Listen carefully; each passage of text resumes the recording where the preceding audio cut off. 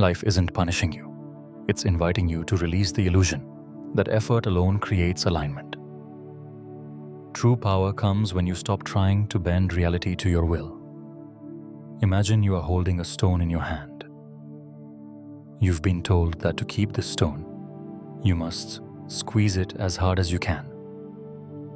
Your knuckles are white, your forearm is aching, and your entire body is tense from the effort of holding. This is how most of us live. We call it responsibility or ambition, but in reality, it is fear. We believe that if we stop squeezing, if we stop micromanaging every detail of our careers, our relationships, and our reputations, everything will shatter. But notice the paradox. The harder you squeeze a handful of sand, the faster it escapes through your fingers. The tension itself is what creates the loss. Before you can change your life, you must first recognize the sheer exhaustion of your own grip. We have been conditioned to believe that force is the only way to get results. Force is loud. It's the energy of panic, the constant repair mode where we are always fixing, always bracing for impact. But there is another way. Flow. Flow is the intelligence of the tree that grows without pulling on its own branches. Flow doesn't mean you stop moving, it means you stop forcing.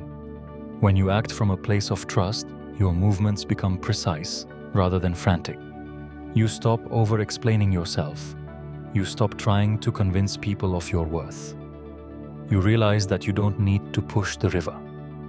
The river is already moving, and you are part of it. Control is a time traveler. It is always living 3 months into a feared future or 3 years into a regretted past. To let go is to reclaim your presence. When you release the need to know how everything will work out, you create a vacuum. In physics, a vacuum must be filled. In spirituality, the space you create by letting go of the plan is immediately filled by the path. When you are no longer occupied with anticipating disaster, you finally have the bandwidth to hear the quiet whispers of intuition. This is where your best ideas live, not in the noise of the struggle, but in the silence of the surrender.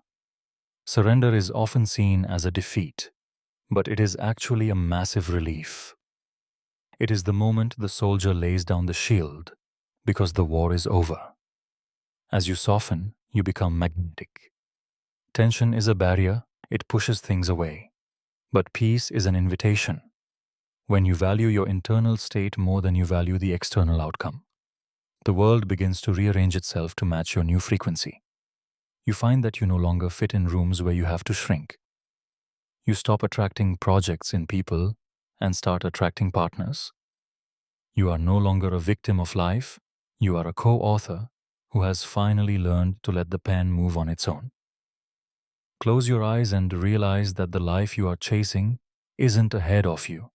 It is blocked by the wall of your own resistance, and the loop of struggle ends when you decide that your peace is non-negotiable. You don't have to earn your right to breathe, and you don't have to earn the right for life to work for you. It is already working. Your only job is to stop interfering. Exhale.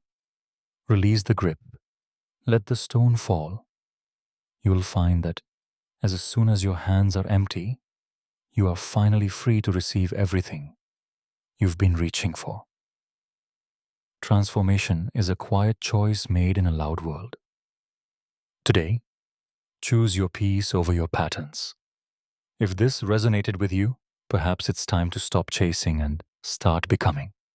Thanks for being here. Take care.